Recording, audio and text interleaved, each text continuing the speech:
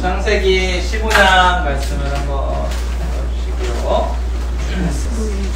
우리가 창세기 15장 말씀을 다 읽을 거예요. 다 읽을 거니까 창세기 15장 말씀. 오늘 비가 왔잖아요. 그렇죠? 네. 많이 왔잖아요. 너무 좋았습니다. 너무 좋았으니까. 성경에 보시면 하나님께서 하나님의 일을 이루시고 또 하나님께서 그 뜻을 이루시고 열린 하늘이라는 표현이 있죠. 열린 하늘을 통해서 하나님께서 우리에게 은혜와 축복을 쏟아부어 주실 때 그 열린 하늘은 맑은 하늘을 의미하는 게 아니죠. 비가 쏟아지는 그 상황을 항상 말씀하십니다. 그리고 오늘 저는 대학부 가운데 하나님께서 그 은혜와 축복과 믿음의 진보와 이런 것들이 넘쳐날 것이라고 소망합니다. 네. 창세기 15장 말씀 찾아보셨나요? 네. 그 유명한 Counting Stars 말씀입니다.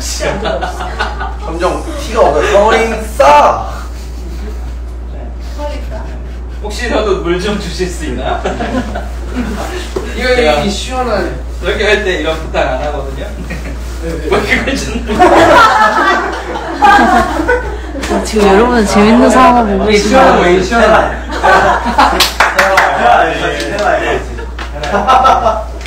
이렇게.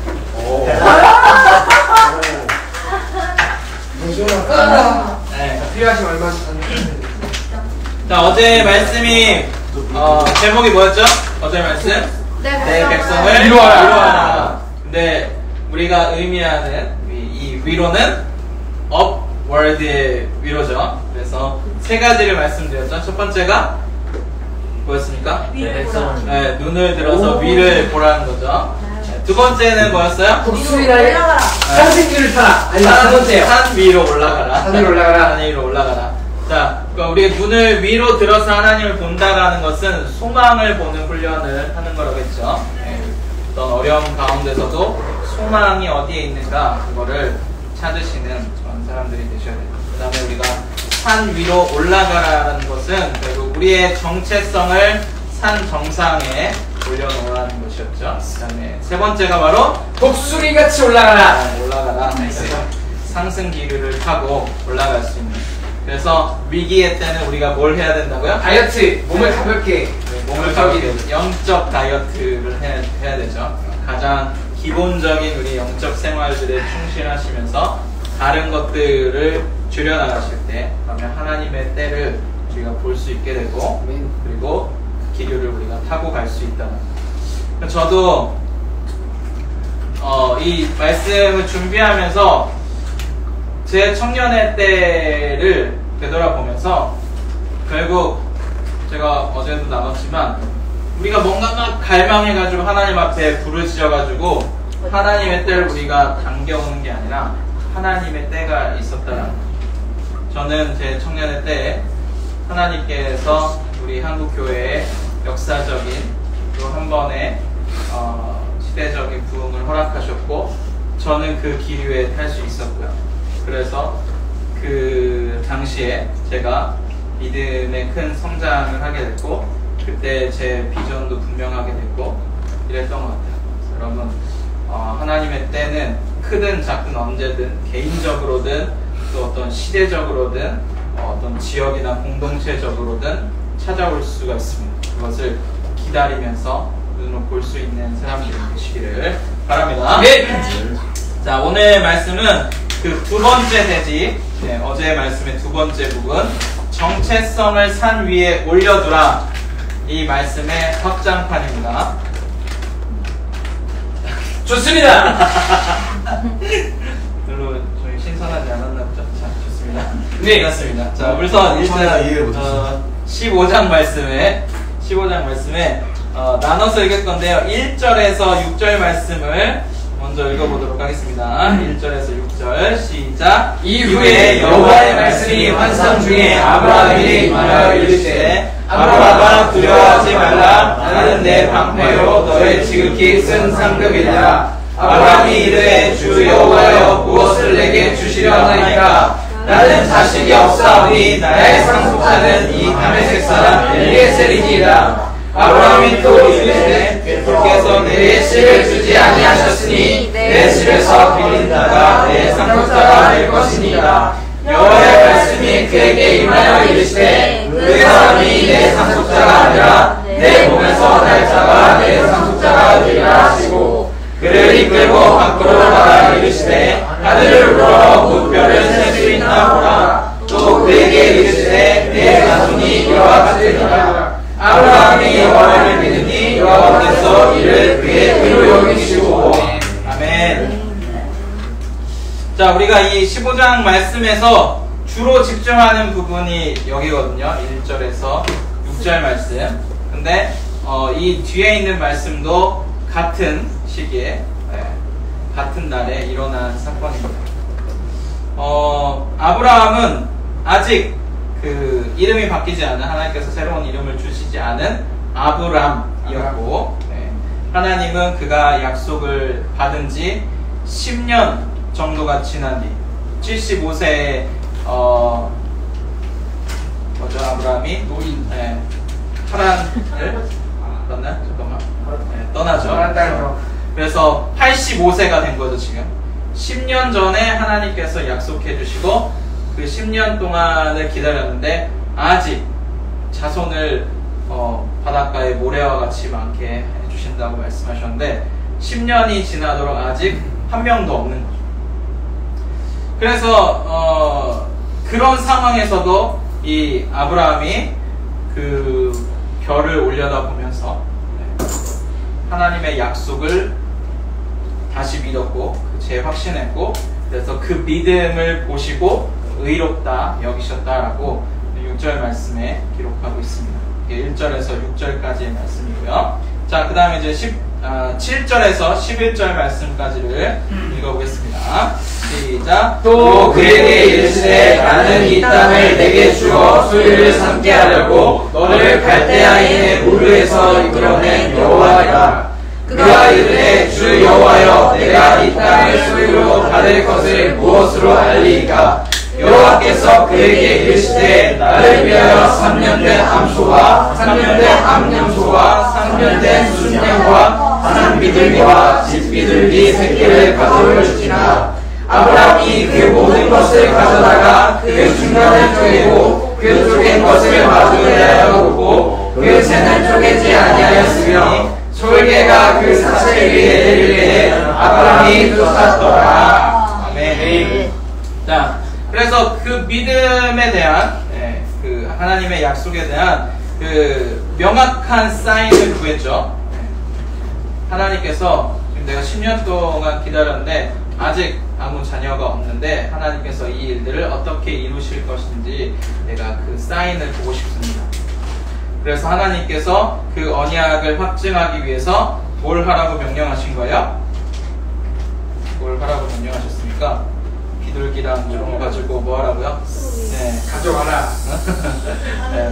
제사를 지내라라고 말씀하신 것이죠. 그래서 이 아브라함은 하나님 앞에 다시 언약을 확증하기 위해서 제사를 드리고 그렇게 믿음으로 반응하는 모습을 볼 수가 있습니다.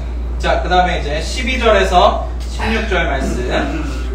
12절에 16절 시작. 해질 때 아브라함에게 깊은 사랑이 임하고 큰 괴로움과 두려움이 그에게 임하였더니 여호와께서 아브라함에게 이르시되 너는 반드시 알라. 내 자손이 이방에서 객이 되어 그들을 섬기겠고 그들은 400년 동안 내 자손을 괴롭히니 그들이 섬기는 나라를 내가 증거할지며 그 후에 내 자손이 큰 재물을 이끌고 나오리라. 너는 장수하다가 평안히 조상에게로 돌아가 장사될 것이요 내 자손은 4년 만에 이 땅에 돌아오니 이는 아모리 족속의 죄악이 아직 가득 차지 아니함이니라 하시더니. 해가 져서 여기까지. 아멘. 자, 이 말씀에 보시면 12절에 아브라함은 깊이 잠들었고 큰 흑암과 두려움이 그에게 임했습니다. 근데 하나님은 그 가운데 말씀하시죠. 그 약속이 성취되기 이전에 그 자손들, 아브라함의 그 자손들이 이방에서, 여기에서 이방은 애굽을 말하는 것이죠. 그러니까 지금 하나님께서 이 아브라함에게 수백 년 뒤에 일어날 일들을 가르쳐 주고 계신 것이죠. 이방에서 그들을 섬길 것이며, 그러니까 애굽의 노예 생활을 의미하는 것이죠.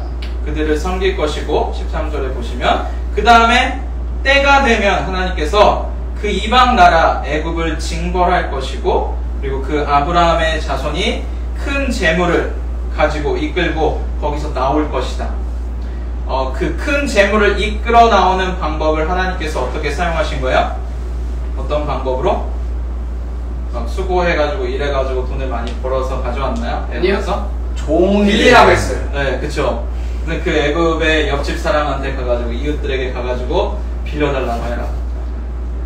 그 은, 금, 폐물을 가서 빌려달라고 해라. 그러면 그 사람들이 줄 것이다.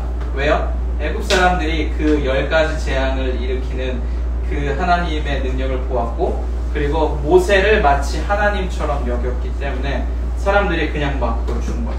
그래서 큰 재물을 가지고 그 이스라엘 백성들은 그냥 거지와 같이 나온 게 아니라 큰 재물을 가지고 나와서 그걸 가지고 성막도 짓고 하나님을 예배할 수 있는, 그 광야에서 사실 어떻게 제사 지낼 수 있는 그런 양과 염소와 이런 것들이 있을 수 있겠어요. 큰 재물을 가지고 하나님께서 나올 수 있도록 하신 것이죠. 그리고 16절 말씀해 보시면 이것은 4대에 걸쳐서 일어날 것이다. 4대에 걸쳐서 일어날 것이다 라고 말씀하시죠.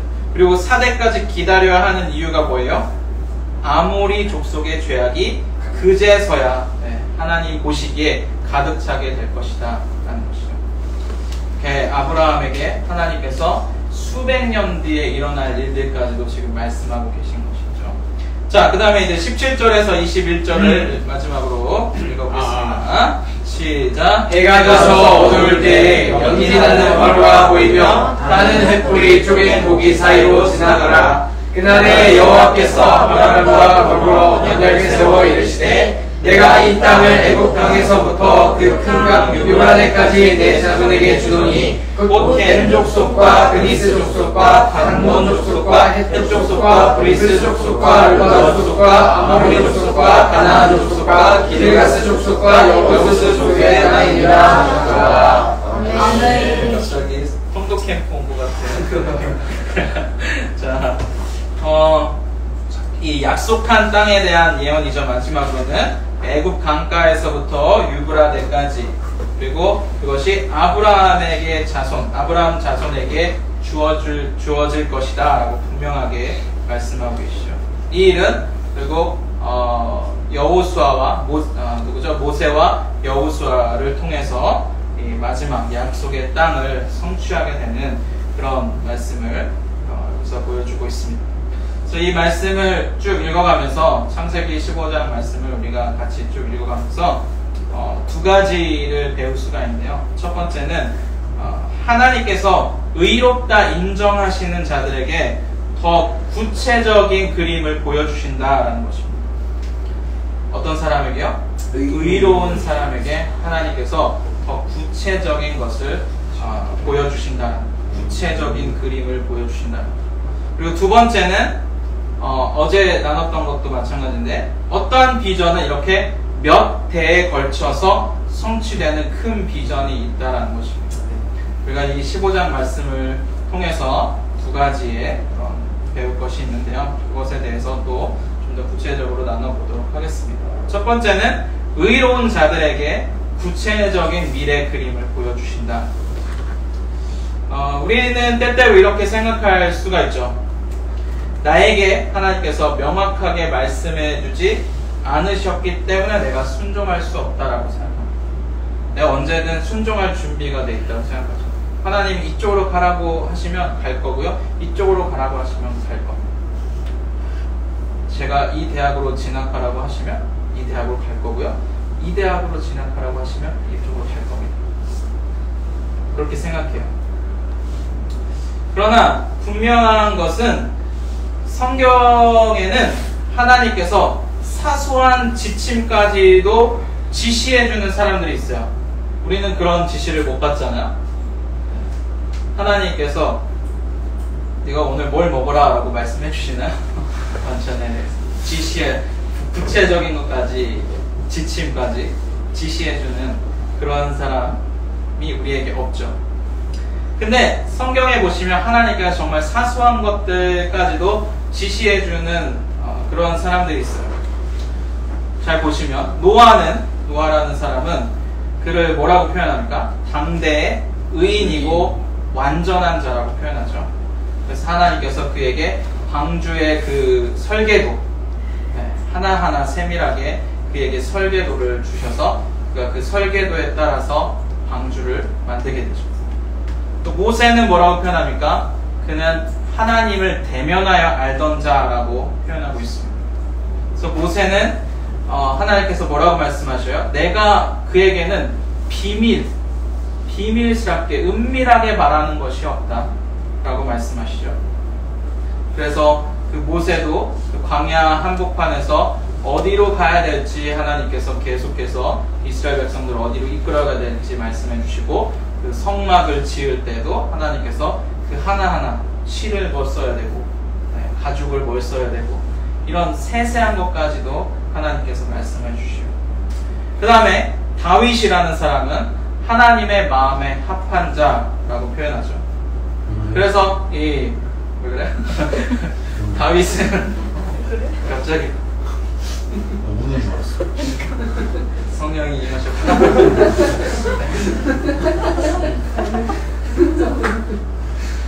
다윗은 언제 어떻게 공격해야 될지, 전쟁에 나갈 때 하나님 내가 저들을 쳐야 됩니까? 말아야 됩니까? 기다렸다가 하늘에서 뭐예요? 나무 뒤에 숨어 있다가 하늘에서 군대 소리가 들리면 그때 나가서 전쟁을 해요. 하나님께서 언제 어떻게 공격해야 될지 이런 부분까지도 상세하게 말씀해 주신다. 그리고 오늘 아브라함도 최소한 최소 4대까지의 그 이후 4대까지의 상황을 하나님께서 가르쳐 주십니다. 여러분, 이런 사람들과 우리는 무엇이 다릅니까? 바로 의로움의 차이라는 거죠. 우리는 하나님께서 어떤 인생의 중대한 진로를 가르쳐 주시면 참 좋겠다라고 생각하지만, 하나님께서 우리에게 그렇게 하실 수 없는 이유는 바로 내가 의롭지 못하기 때문입니다. 왜냐하면요, 하나님께서 우리에게 뭔가를 말씀해 주신다는 것은 그건 계시로 예언으로 말씀해 주시는 것이죠. 그래서 우리가 하나님의 예언을 받는다라는 것은 반드시 그걸 받는 사람이 그 무게를 감당할 수 있어야 돼요. 하나님께서 주시는 그 예언의 무게를 감당할 수 있어야 된다는 거죠. 베드로후서 1장 20절에서 21절 말씀에 이렇게 기록이 되어 있습니다. 제가 읽어드릴게요.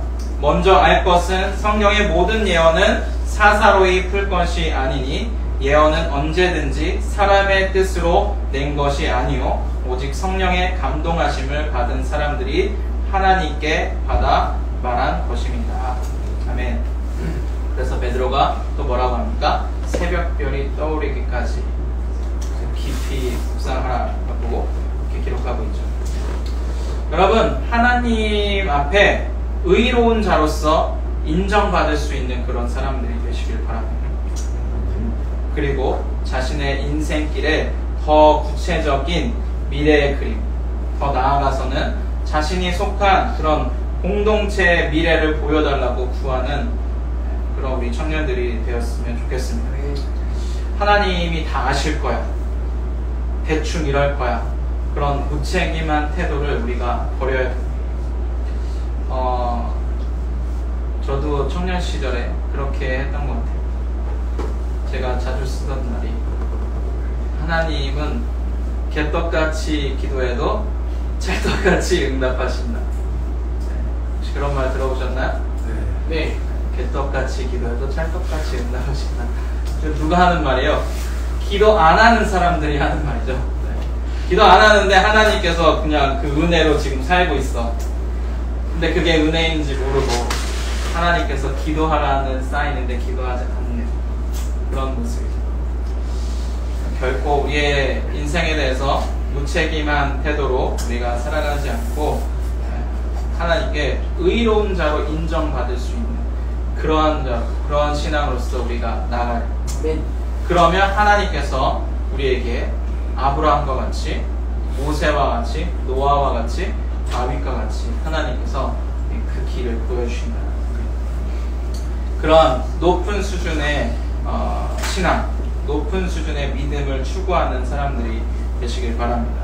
우리가 회심하고 하나님 예수 그리스도의 제자로서 훈련을 받고 있다면 우리는 단단한 그런 영적 음식을 먹는 자로서 성장해야 됩니다. 히브리서 5장 14절 말씀에 있죠. 단단한 음식을, 단단한 식물을 먹을 수 있는 자가 돼요. 그래서 하나님의 음성도 들을 수 있고 예언적인 사인도 볼 수 있고 믿음으로 주신 것을 또한 우리가 선포할 수 있고 신앙을 이 성경 안에 박제시키지 마시고 성경 안에 있는 사람들만 그렇게 살아간 게 아니라 우리도 그렇게 살아갈 수 있는 사람이 되어야 됩니다. 먼저 하나님 앞에 의로움으로 의로운 자로서 인정받는 청년들이 다 되셨으면 좋겠습니다. 네. 자, 두 번째. 네, 오늘은 두 가지밖에 없어요. 오늘 질문이 있습니다. 네, 질문. 내가 쳐다보는 거. 뭔데요? 저도 궁금합니다. 저도. 네, 저는 주시라고. 그 의인이 이제 하나님의 예언을 이제 받을 수 있다고 하셨는데 그 의인의 그건 어떻게 알아요? 근데 아브라함이랑 뭐 모세나 처음에도 그렇게 대단한 사람도 아니었는데 하나님께서 말씀하셨고 그때 당시에는 순종했을 그 전인데 그거를 어떻게 알 수 있습니까? 저희는 우리가 어떻게 알 수 있을까? 믿음으로 말미암아 사는 자가 의인입니다. 친밀감으로 알아야 되겠죠. 하나님과 친밀감을 가지고 하나님과 친밀한 가운데 나아갈 수 있는 그런 사람들이 되셔야 되고 뭐 그렇게 생각할 수 있어요. 성경의 인물들이 지금 우리가 생각했던 것보다 그렇게 의롭지 않은 우리 인간적인 눈에 볼 때는 우리의 지금 시각에서 볼 때는 그만큼 의롭지 않은 모습으로 보일 수도 있어요. 뭐 모세도 죄 지은 모습, 노아도 죄 지은 모습을 볼 수 있고 근데 하나님께서는 우리의 기준을 가지고 의인이라고 말씀하지 않으시고 하나님의 기준을 가지고 의인이라고 말씀하시고 근데 일단 기도할 때도 나눌 거지만 결국은 시대가 어떠냐도 또 중요한 부분들이 있습니다.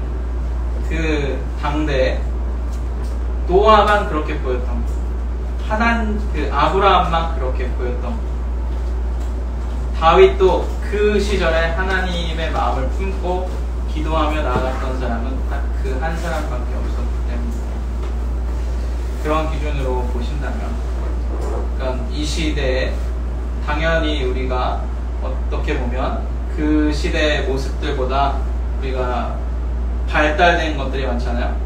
그래서 제가 청소년들이나 이런 친구들한테 이야기할 때도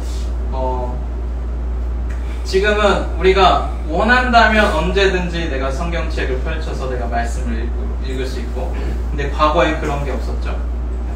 내가 체계적인 신앙의 훈련을 하고 싶으면 SCL을 받으시면 돼요. 그쵸? 이게 다 만들어져 있잖아요. 세팅이 다 되어 있단 말이에요. 다 갖춰져 있어요. 근데 과거의 문제는 뭐였어요? 그런 걸 내가 얻을 수 없다는 게 문제예요. 성경을 읽고 싶어도 성경을 읽을 수 없어요. 왜? 내가 글을 읽지 못하기 때문에. 성경이 쓰여있는 라틴어로 되어 있는 그런 성경을 읽을 수 없기 때문에. 우리나라도 마찬가지예요. 한문 성경이 있는데 우리가 그걸 읽을 수 없는 거죠. 서민들. 근데 지금의 문제는 뭐예요? 그 신앙의 그 과정이 발달되면서 사회가 더 나아지고 발전하고 그러면서 신학을 발전시켰고 그래서 우리가 얼마든지 공부할 수 있는 그런 인프라가 얼마든지 갖춰져 있잖아요. 그래서 우리 뭐라고 생각해요?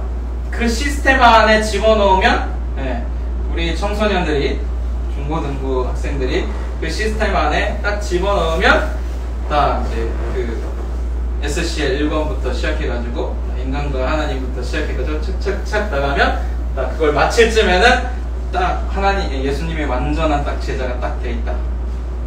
그런가요? 아니요. 네. 아니, 과거의 어려움하고 지금의 어려움이 다른 거죠. 아, 지금은 시스템이 다 갖춰져 있어. 그래서 과거의 부모님들은 너는 공부만 해. 내가 일 열심히 해가지고 돈 벌게.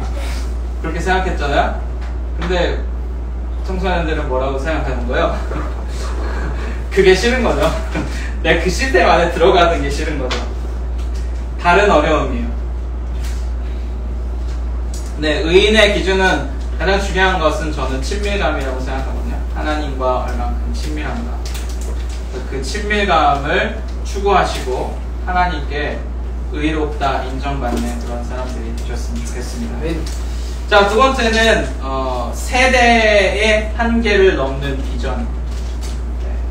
그 어제 우리가 그 각자의 느끼는 어떤 영적이고 정신적이고 신체적인 한계가 있다라고 말씀하셨죠? 말씀하셨죠? 누가? 내가 전도사님이 누구야 너야. 네. 갑자기 들어온 질문을 해주셔서 당황했습니다. 자, 그런 이제 그 한계에 부딪히게 될 때, 우리는 스스로 위로가 필요한 존재라고 그 정체성을 묶어버리게 되죠. 네. 내가 어떤 한계에 부딪히게 됐을 때 그 한계가 뭐 영적이든 정신적이든 신체적이든 그런 한계에 부딪혔을 때 우리가 위로가 필요하다고 생각하고 그래서 내 정체성이 거기에 묶여버리는 거죠. 더 올라가지 못하고. 그리고 하나님께서는 우리가 그런 위축된 상태에서 머물러 있지 않기를 바라시고 그 한계를 돌파하고 하나님의 부르심으로 나아가기를 원하신다라는 것을 우리가 함께 깨달았습니다. 근데 오늘은 특별히 우리가 비전을 설계하는 데 있어서 자신의 비전을 설계하는 데 있어서 마주할 수 있는 한계, 그 중에서 세대적인 한계에 대해서 함께 나눠봤으면 좋겠습니다. 세대적인 한계. 우리가 가지고 있는 전제는 이건데요. 많은 사람들이 비전을 자기 생애에 끝마쳐야 한다라고 생각한다는 거죠. 비전은 내 생애에 꼭 끝마쳐야 할 것으로 생각한다는 거죠. 여기에서 발생하는 문제가 뭐가 있을까? 일단 자신의 한계를 낮게 설정할 수 있는 그런 문제가 있을 수 있죠. 그냥 내가 이룰 수 있을 만큼만 내 계산을 통해서 요 정도라고 딱. 그렇게 낮게 설정하는, 한계를 낮게 설정하는 문제가 있을 수 있고요. 반면 높게 설정한 사람들, 비전을 높게 설정한 사람들은 그게 점점 이루어지지 않고 있는, 좁혀지지 않고 있는 그 간극을 보면서 실망하거나 좌절하거나 열등감에 빠질 수가 있게 된다는 거죠. 그런 세대적인 한계를 우리가 극복할 때에 하나님께서 더 우리에게 큰 비전과 부르심을 줄 수 있다는 거죠. 아브라함은 곧 이 세대의 한계를 넘어선 그런 비전의 사람이었습니다. 하나님께서 그에게 복의 근원이 되게 하신다, 또 바다의 모래와 같이 자손들을 주신다라는 그 약속을 하신 지 10년이 지나도록 아직 한 명도 그 자녀가 없을 때 그가 하늘의 그 별을 올려다보면서 믿음으로 자손들을 품었습니다. 그리고 그 후에도 15년을 더 기다리죠. 85세에 카운팅 스타즈 했으니까, 그리고 100세에 이삭을 낳잖아요. 15년을 더 기다립니다. 총 25년을 기다립니다. 나 25살인데. 그것도 사라는, 아내였던 사라는 태가 닫혀 있었던 사람이었죠. 그렇기 때문에 믿음으로써 낳은 자녀였습니다. 그리고 아브라함은 아마도 이삭이 리브가와 결혼하고 리브가 누가 아내라고요? 김리브가 이삭. 자, 이삭과 이 리브가가 결혼하고 그래서 자녀로 누구를 낳아요? 야곱. 에서와 야곱을 낳죠. 그래서 에서와 야곱이 태어나는 것을 보고 숨을 거두었을 것입니다. 근데 복의 근원이라고 말씀하셨고 열국의 아비라고 축복받은 그 정체성에 걸맞지 않게 그 아브라함의 대는 위태롭게 이어져 가고 있는 거죠. 물론 뭐 사라의 몸종이었던 하갈에 의해서 낳은 아들이 이스마엘이었고, 그리고 사라가 죽은 뒤로 추정이 되는데 그두라라는 첩이 있었죠. 그 그두라라는 첩에 의해서 6명의 아들들을 더 낳았습니다. 근데 그 첩의 아들들이었기 때문에 그 아브라함과 같이 거주하지 못하고 다른 곳에서 뿔뿔이 흩어져서 이렇게 살았던 거죠. 그러니까 실제로 아브라함이 누린 그 자손의 축복은 매우 단촐했다라는 거예요. 근데 우리가 이 히브리서 기자 히브리서 11장 말씀에 보시면 이삭과 야곱과 아브라함이 그 동일한 약속을 유업으로 받았다라는 것을 알 수가 있습니다. 히브리서 11장 9절 말씀 찾아볼까요? 히브리서 11장 9절 말씀. 그렇지. 11. 우리 성경을 좀 몇 개 더 찾아봅시다. 가나안과 히브리서 1. 이삭과. 찾으셨나요? 네. 같이 읽어보겠습니다. 시작. 믿음으로 그가 이방의 땅에 있는 것 같이 약속의 땅에 거류하여 동일한 약속을 유업으로 함께 받은 이삭 및 야곱과 더불어 장막에 거하였으니. 아멘. 그래서 그가 아브라함이죠. 그러니까 이 아브라함과 이삭과 야곱이 한 약속, 한 비전 안에 있었다라는 것입니다. 그리고 어떻게 자손들에게 이어져 가는지 몇 구절을 또 보겠습니다. 아브라함이 그 모리아산에서 이삭을 제물로 바치려고 하죠. 그때 하나님은 마지막으로 그 믿음과 그 아브라함의 믿음과 또 하나님을 온전히 경외한다라는 것을 하나님께서 인정하십니다. 그 이삭을 바치려고 하는 그 순간에. 그래서 이렇게 선언하시죠. 창세기 22장으로 돌아가 봅시다. 창세기 22장 17절 말씀.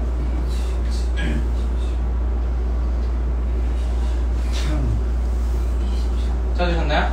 네. 읽어보겠습니다. 시작. 내가 내게 큰 복을 주고 내 씨가 크게 번성하여 하늘의 별과 같고 바닷가의 모래와 같게 하리니 내 씨가 그 대적의 성문을 차지하리라. 아멘. 대적의 성문을 차지하리라. 그 사단의 권세를 깨트리는 그 능력, 그 권세가 아브라함의 씨로부터 나온다라고 하나님께서 축복하고 선언하고 계시죠. 근데 이 약속의 말씀이 그 리브가는 이삭의 아내, 리브가를 이삭의 아내로서 떠나보낼 때 리브가의 가족관계가 자꾸 나오네. 자, 리브가의 오라버지가 누구였어요? 오라비. 오라버지. 오빠. 리브가 오빠? 누구였어요? 제발 여러분. 창세기 저기 해야 되겠네. 골든벨 한번 해야 되겠네. 자, 라반이죠, 라반. 네, 라반이. 맞아. 창세기 24장 60절 가보세요. 라반. 네, 24장 60절. 걔 집이 안 좋잖아. 찾으셨어요? 네. 자, 시작. 리브가에게 축복하여 이르되 우리들이여 너는 천만인의 어머니가 될지어다. 내 씨로 그 원수의 성문을 얻게 할지어다. 아멘. 지금 하나님께서 아브라함에게 하신 약속의 말씀과 지금 리브가에게 주고 있는 다음 세대죠. 리브가는 아브라함의 다음 세대에게 주고 있는 그 말씀이 똑같은 동일한 약속의 말씀도 주고 계시죠. 그러니까 여러분, 이삭이 그 제단 위에서 죽을 뻔하고 그리고 결혼하고 독립한 뒤에는 우물 파는 것 때문에 쫓겨다니고 사람들에게, 그런 수고했던 시간들. 그리고 그것이 또 이제 야곱으로 이어지죠. 그래서 이 야곱이 라반, 삼촌의 그 라반의 집에서 수고하고, 그리고 야복강 나루터에서 뭐예요? 목숨을 걸고 씨름한 것. 이 모든 것이 아브라함으로부터 시작된 그 언약을 지키기 위한 것이었다는 거예요. 우리는 이 야곱이 라반의 집에서 오늘날 그 말로 따지면 갑질당하면서 수고한 거잖아요. 그렇죠? 14년이나 그리고 20년 동안 다 합쳐서 그렇게 수고한 것이 결국 연애 감정에 빠져서 야곱이 누구를 사랑했죠? 라헬을 사랑했잖아요. 그렇죠? 그래서 그 연애 감정에 빠져서 이미 레아를 얻었지만 라헬을 또 얻기 위해서 굳이 수고한 거라고 생각할 수 있다. 그리고 결국 그 실수로 인해서 두 아내 사이의 어떤 경쟁을 낳게 했고, 그리고 사랑했던 그 라헬은 결국 막내였던 베냐민을 낳다가 죽게 됩니다. 그리고 그 형제들끼리는 죽이려고 모의하고 노예로서 팔아먹는 그런 막장 드라마가 연출됐다라고 생각을 할 수 있습니다. 그러나 언약의 관점에서 보면 야곱의 이 모든 수고, 그리고 절제절명의 위기의 순간들, 이 모든 것은 아브라함의 그 약속을 이어가는 과정이었다라는 거죠. 오늘 본문에 이 이방 애굽에게 들어가게 된 것은 또한 언제 이루어집니까? 요셉의 때에 이루어졌죠. 그리고 400년 뒤에 좋기 한 200에서 300만 정도가 될 만큼 이 이스라엘이 인구가 성장하죠. 그래서 이 이스라엘은 모세와 함께 애굽을 진거하고 큰 재물을 갖고 나오게 됩니다. 그리고 약속의 땅은 여호수아에 의해서 차지하게 됩니다. 그리고 여기서 끝이 아니죠. 이삭이 바쳐질 때 하나님께서 내 씨가 대적의 성문을 차지하리라 라고 말씀하신 그 약속, 이것은요 여러분, 예수님께서 제자들에게 교회를 위임하실 때 선언과 같아요. 마태복음 16장 18절 16, 18. 마태복음 16장 18절 읽어보세요. 찾아보세요.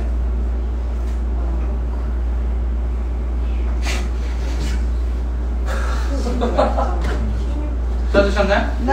마태복음 16장 18절 읽어볼게요. 시작. 또 내가 내게 이르노니 너는 베드로라. 내가 이 반석 위에 내 교회를 세우리니 음부의 권세가 이기지 못하리라. 아멘. 여기 음부의 권세라고 표현된 해석이 된 번역이 된 그 말씀이 사실은 대적의 문이라는 뜻이죠. 그러니까 교회를 어디에 세웠냐? 그 대적의 문 위에 세웠다라고 예수님께서 말씀하십니다. 그러니까 이 아브라함에게 주셨던 그 약속의 말씀과 동일한 말씀으로 예수님께서 제자들에게 그 교회를 위임하실 때 그렇게 똑같은 약속으로 말씀하고 계십니다. 또 바울은 무엇이라고 고백합니까? 우리가 믿음으로 말미암은 자들은 다 누구의 자손인 줄 알라? 아브라함의 자손인 줄 알지어다. 갈라디아서 3장 7절 말씀이죠. 그래서 예수 그리스도를 구주로 영접하고 믿는 자들은 모두 아브라함의 자손으로 그 언약 안에 있게 되고 또 유업을 함께 누리게 된다는 거죠. 그 자손이 누굽니까? 바로 우리들이죠. 여러분, 아브라함은 자손들을 보지 못하고 죽었고, 모세는 가나안에 들어가지 못하고 죽었고, 다윗은 성전을 짓지 못하고 죽었습니다. 그들의 인생 가운데 가장 사모했던 비전, 그 인생에서 가장 사모했던 비전이었지만 정작 이루어지는 모습은 보지 못하고 이 땅에서 생을 마감했습니다. 근데 우리는 그 누구도 이들을 비전에 실패한 사람이라고 말하지 않죠. 심지어 예수님께서 이 땅에 오셔서 그 마음속에 품고 계셨던 것, 교회였는데요. 교회가 세워지는 것을 보지 못하고 하늘로 승천하셨습니다. 그럼 우리가 아브라함을 우리가 실패자라고 부르지 않고 오히려 믿음의 조상이라고 부르는 이유는 그 자신에 대해서는 결코 이룰 수 없는 그런 큰 비전을 품었고 그것이 자손의 자손으로 이어져서 많은 사람들이 그 유업을 누렸기 때문입니다. 오늘날도 그의 약속에 연결되는 사람마다 그 유업을 누릴 수 있기 때문이죠. 여러분 큰 꿈, 큰 비전을 품으시길 바랍니다. 나에 대해서 끝나지 않은 그래서 그 비전으로 인해서 자손들이 유업을 누릴 수 있는 그런 비전을 품는 청년들이 되셨으면 좋겠습니다. 제가 어떤 목사님의 간증 하나를 들려드리려고 하는데요. 미국에 있는 그 윌 포드라는 목사님이시거든요. 이 그 집안에는 조상 대대로 물려 내려오는 그 솥단지가 있어요. 솥단지. 이게 다용도죠. 뭐 국을 끓일 때도 쓰고 빨래 삼겹살? 빨래를 이렇게 삶을 때도 쓰고 그런 큰 솥이었어요. 네, 이거를 이 가문에서 뭐라 부르냐면 기도의 솥단지라고 부른대요. 기도의 솥단지. 왜냐하면 그 흑인 목사님이신데 이분이 근데 이 조상 중에 그 미국의 그 초기에 노예 시절에 노예였던 그 조상 중에서 노예 신분이었던 그런 조상이 있었던 것이고 그리고 그분들이 어떻게 했냐면 그 솥단지를 뭐에 사용했냐면 기도할 때 사용합니다. 어떻게? 네. 그리고 이제 링컨 대통령이 노예를 해방하죠. 그리고 남북전쟁이 승리하고 노예를 해방시킨 뒤에 그 솥단지를 한 여성이 가지고 와요. 그분이 이제 이분의 7대 위에 있는 할머니입니다. 가문 대대로 지키면서 조상의 그 신앙을 지키면서 계승하려고 노력한 거죠. 그 집안에 이거를 가보로서 이렇게 물려주면서. 어떻게 이것을 기도로서 사용했냐면요. 당시에 이 주인들은 노예가 기도하는 것을 못하게 했어요. 마치 우리 일제시대 그 강점기 때 일본인들이 우리가 교회 가지 못하게 했던 것처럼 또 북한의 그런 공산정권, 독재정권들이 사람들이 교회에 가지 못하도록 하는 것처럼. 왜요? 교회에 가고 기도하면 소망이 생길까봐. 그래서 그 기도하는 모습을 보면 그 종들을 막 노예들을 때리고 기도를 못하게 했던 거죠. 그래서 이분들이 어떻게 했냐면 그 주인이 잠든 시간에 잠들어 있는 어두컴컴한 밤에 그 솥단지를 들고 헛간 같은 데로 가는 거죠. 그리고 그것을 그 솥단지를 거꾸로 엎어놓고 거기다가 나뭇가지나 작은 돌멩이 같은 걸로 이렇게 괴고서 요만큼 틈새가 있을 거 아니에요? 그래서 거기에 엎드려가지고 거기다 입을 대고 그 틈새 기도 소리가 밖으로 새나갈까 거기에 틈새를 내고 그렇게 기도했던 것이. 네, 여러분 그들의 기도가 얼마나 간절했을지 한번 생각해봤으면 좋겠어요. 근데 놀라운 것은 이 윌포드 목사님, 아까 처음에 말씀드린 이 윌포드 목사님께서 그 미국의 90년대 후반에 더 콜이라는 청년 기도 중심 집회가 이렇게 쭉 그런 운동이 있었거든요. 기도 운동이.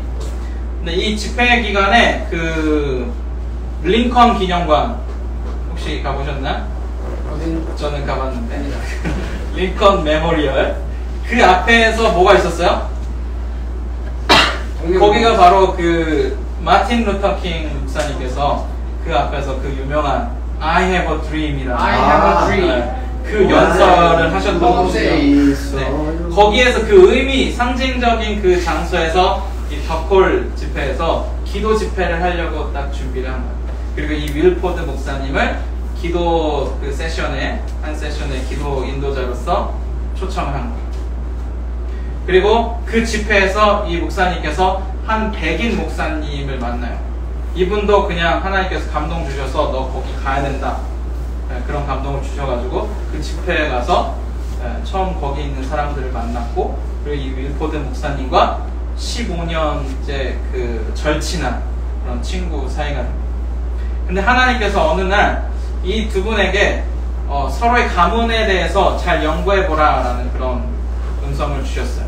그래서 연구를 해보니까 알고 보니까 이 윌포드 목사님하고 백인 목사님의 조상으로 가보니까 이 윌포드 목사님의 조상 노예였던 분이 이 백인 목사님이 뭐였던 거예요? 주인이었던 거예요.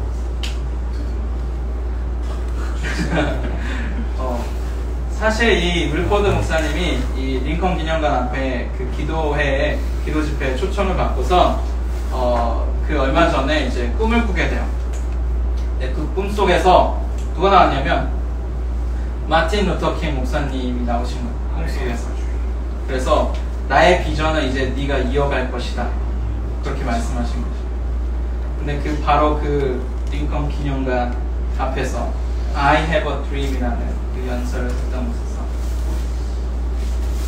근데 그 I have a dream이라는 그 연설의 대목 중에 이런 것이 있어요.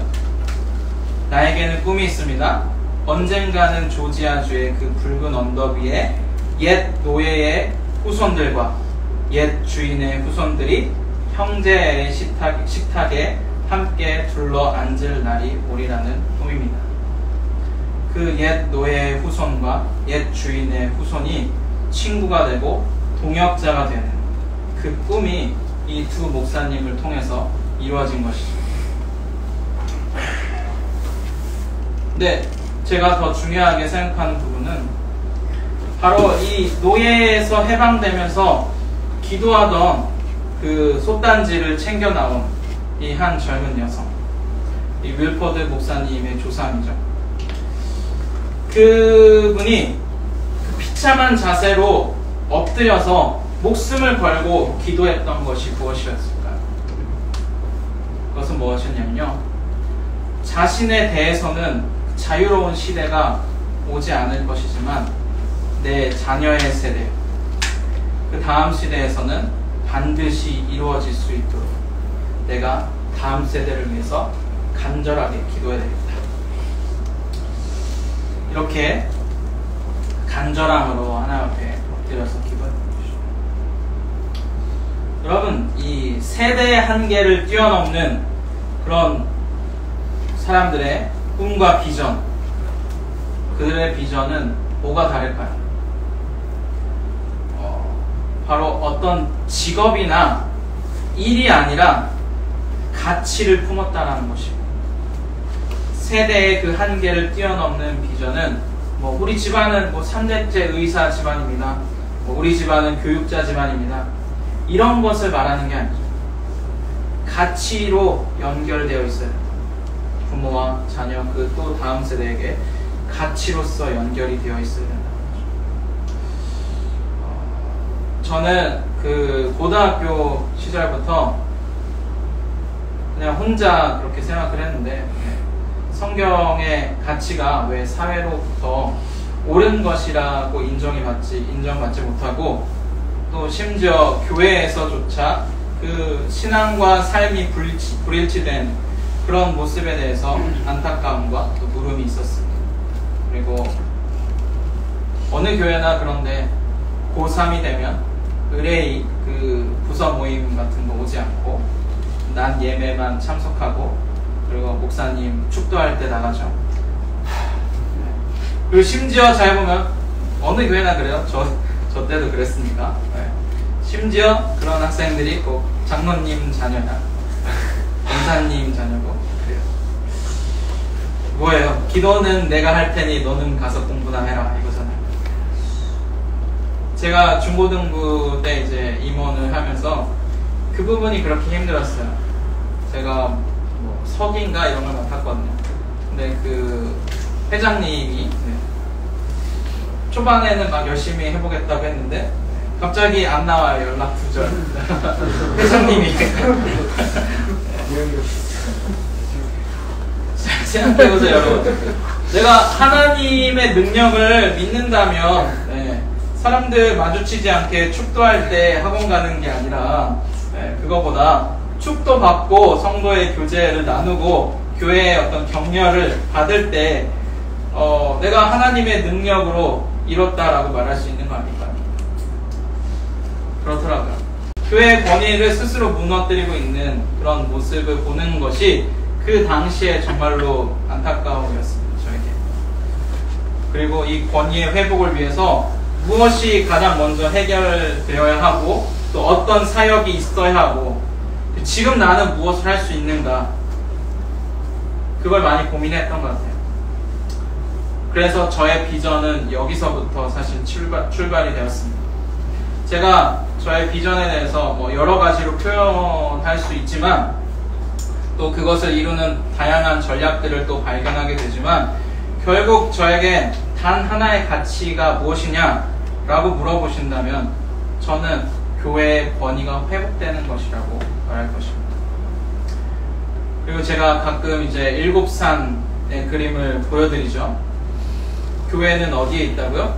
일곱산 위에 뭐가 있고 여호와의 산이 있고 그 꼭대기에 교회가 있습니다. 그래서 이걸 제가 연구하면서 그 발견한 더 명확한 표현은, 교회의 권위를 회복한다라는 것의 더 명확한 표현은 교회를 여호와의 산 그 정상에 올려놓는 것이다 라고 표현하게 됐습니다. 그리고 저는 이것을 제 자녀들에게도 전할 것이고 또 제가 사역에 그 영향을 미칠 수 있는 그런 모든 사람들마다에게 나눌 것입니다. 여러분, 비전은 이렇게 그 세부한 그 목표보다는 큰 범주의 목적과 가치와 관련된 비전이 있습니다.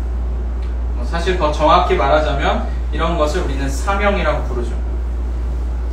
가치화된 이런 비전들은 하나님의 아픔에 공감하는 그런 물음과 고뇌 또한 위기 속에서 태어납니다.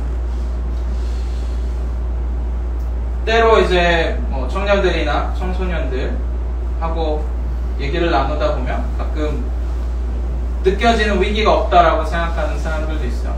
난 힘든 게 없고 위로도 필요 없고. 그런 사람들이 혹시 있으시다면 여러분 위기 속으로 찾아 들어가시길 바랍니다. 오늘 그 교산교회에서 같이 그 해설을 들었잖아요. 그 신앙이 어떻게 이 강화도가 복음화가 되었는지.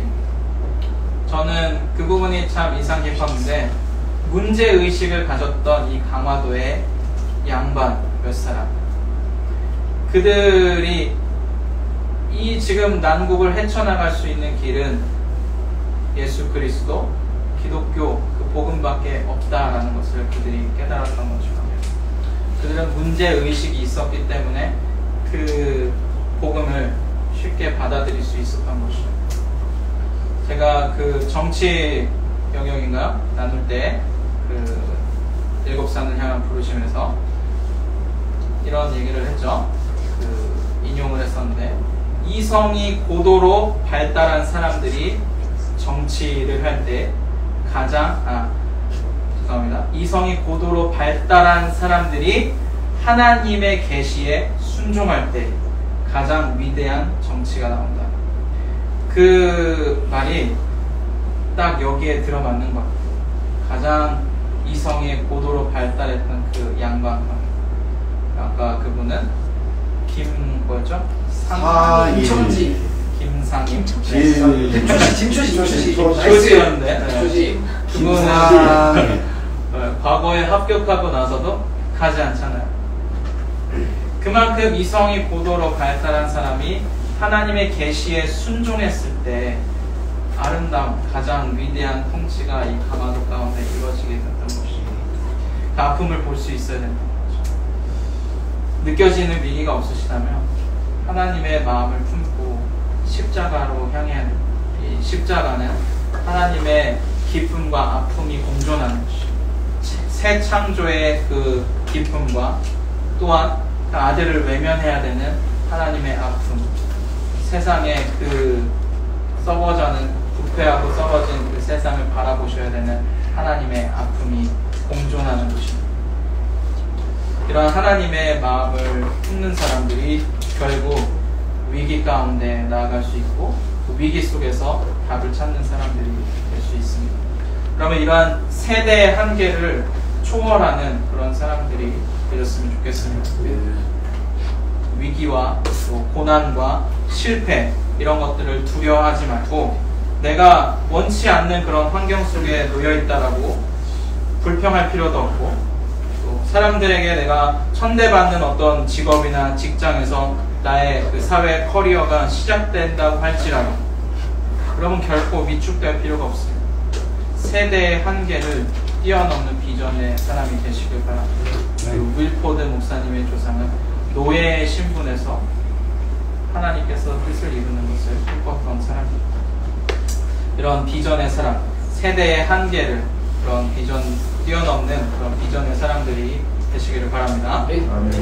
제가 오늘 이렇게 하세요 저렇게 하세요라는 구체적인 실천사항들을 전해 드린 것이 아니라서 어쩌면 그 여러분의 비전의 그 여정 가운데 더 큰 그 질문을 던진 것일 수도 있어요.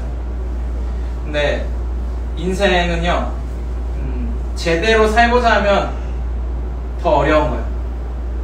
제대로 살아보겠다라고 생각하면 굉장히 어렵습니다.